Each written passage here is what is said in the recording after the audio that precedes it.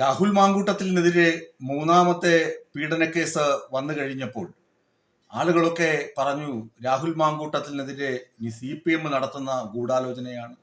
CPM Sabarimala കൊള്ളക്കേസ് മറച്ചുവെക്കാൻ CPM നേതാക്കൾക്ക് എതിരെ അന്വേഷണം എത്തുമെന്ന ഭയം കൊണ്ടാണ് രാഹുൽ മാങ്കൂട്ടത്തിനെതിരെ കേസെടുത്തത് എന്നൊക്കെ ചില പ്രചരണങ്ങൾ കോൺഗ്രസ് ഹാൻഡിലുകളിൽ നിന്ന് എത്തുന്നുണ്ട്. കോൺഗ്രസിന്റെ അണ്ടർഗ്രൗണ്ടിൽ അത്തരം ചർച്ചകൾ സജീവവുമാണ്. അങ്ങനെ പ്രതിരോധിക്കാൻ കോൺഗ്രസ് ശ്രമിക്കുന്നുമുണ്ട്. ഈ പറഞ്ഞത് നിങ്ങൾക്ക് അറിയാവുന്ന കാര്യം തന്നെയാണ്. എന്നാൽ രാഹുൽ മാങ്കൂട്ടത്തിൽ ഈ മൂന്നാമത്തെ പരാതിക്കാരിയുമായി ഏത് സമയത്താണ് തീവ്രമായി അടുപ്പം പുലർത്തിയിരുന്നത്, അല്ലെങ്കിൽ ആ ചാറ്റ് റെക്കോർഡുകളൊക്കെ പരിശോധിച്ചു കഴിഞ്ഞാൽ നമുക്ക് വ്യക്തമാകും. രണ്ട് കേസുകളിലും, ആദ്യത്തെ രണ്ട് പരാതികളിലും ജാമ്യം ലഭിച്ച ശേഷം പാലക്കാട് ഇങ്ങനെ കറങ്ങി നടക്കുമ്പോഴും, അത് ത്രിതല പഞ്ചായത്ത് തെരഞ്ഞെടുപ്പിന്റെ ആ ചൂടിലും, പിന്നെ മാധ്യമങ്ങൾക്ക് ചായക്കടയിൽ ഇരുന്ന് മറുപടി കൊടുത്ത ആ സ്പിരിറ്റിലും ഒക്കെ നിൽക്കുമ്പോഴാണ് രാഹുൽ മാങ്കൂട്ടത്തിൽ ഈ പറയുന്ന മൂന്നാമത്തെ പരാതിക്കാരിയുമായി ഈ വിതർക്കങ്ങളിൽ ഏർപ്പെടുന്നത്.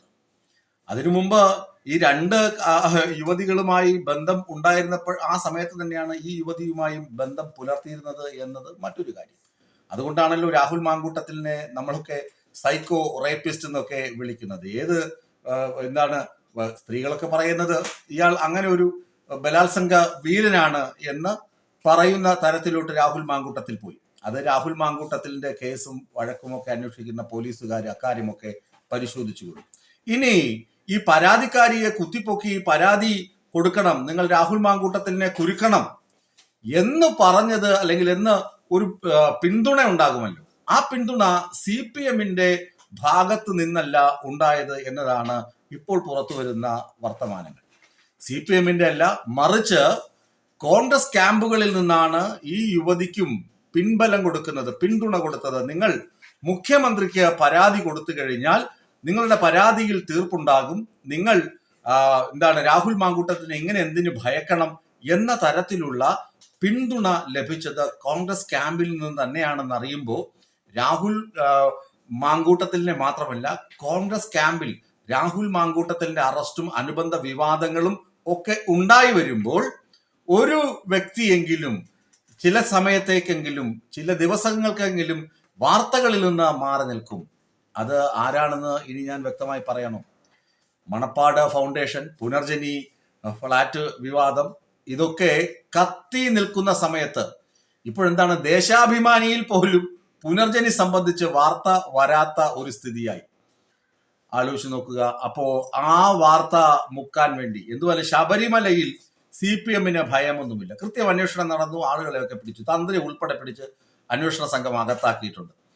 ഇനി അന്ന് കത്തി നിന്ന മറ്റൊരു വിവാദം, പുനർജനി ഫണ്ട് വിവാദം, കോടിക്കണക്കിന് രൂപ തട്ടിപ്പ് നടത്തിയ വിവാദം. അതിൽ പ്രതിസ്ഥാനത്ത് നിന്ന വ്യക്തി പ്രിയപ്പെട്ട പ്രതിപക്ഷ നേതാവ് ശ്രീ VD സതീശനായിരുന്നു.